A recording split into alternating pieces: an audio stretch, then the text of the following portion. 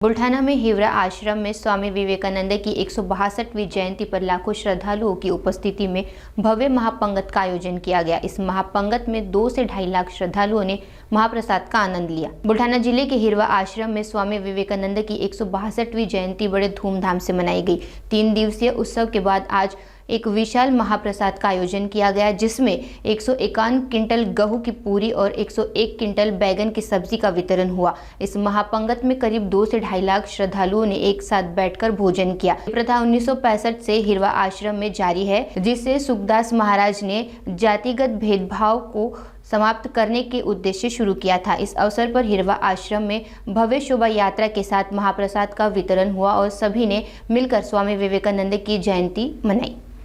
असं मत आहे आणि त्यांची अशी इच्छा आहे की या महापंक्तीची नोंद गिनीज बुक ऑफ वर्ल्ड रेकॉर्डमध्ये व्हावी।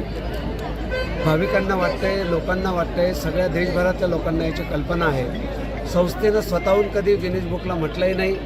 तो आमचा हेतू नाही, ते आमचं कामही नाही। लोकांना एक संघ करणं, विवेकानंदांच्या विचाराचा प्रचार प्रसार करणं, या ध्येयाशी आम्ही एकनिष्ठ आहोत आणि चिकटलेले आहोत। स्वामी शुकदास महाराजांनी केलेलं या अद्वितीय आणि अलौकिक कार्याचा प्रचार आणि विवेकानंदांच्या तत्त्वज्ञानाचा प्रचार एवढंच आमचं काम आहे। गिनीज बुकात नोंद हो न हो त्याच्याशी आम्हाला काही फरक पडत नाही। ही पंगत अशीच मोठी होत राहील।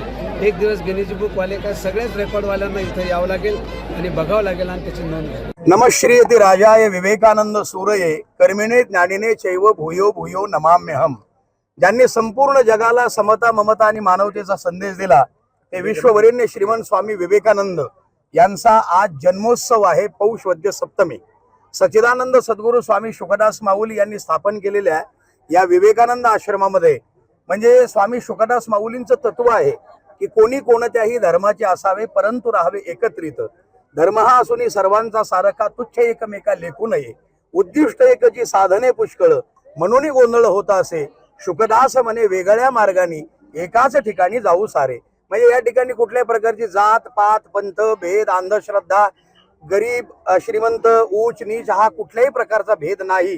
या ठिकाणी आज संपन्न होणारा 2 लाखाच्या वरचा हा महाप्रसाद आणि ही अतिशय भव्य दिव्य महाप्रसादाची जी महापंगत आहे, म्हणजे विवेकानंदांनी सांगितलं होतं की रुचिनाम वैचित्र्यात रुजुकुटील नाना पथजुषाम नृणाम एको गम्य स्तंभसे पैसा मरणव इव।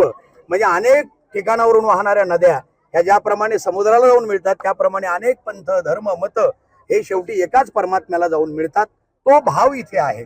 या ठिकाणी जवळपास 251 क्विंटल गव्हाच्या पिठाची पुरी आणि 151 क्विंटल वांग्याची भाजी अशा प्रकारचा महाप्रसाद आहे। इथलं वैशिष्ट्य हे आहे की या ठिकाणी कुठल्याही प्रकारची बेशिस्त होत नाही।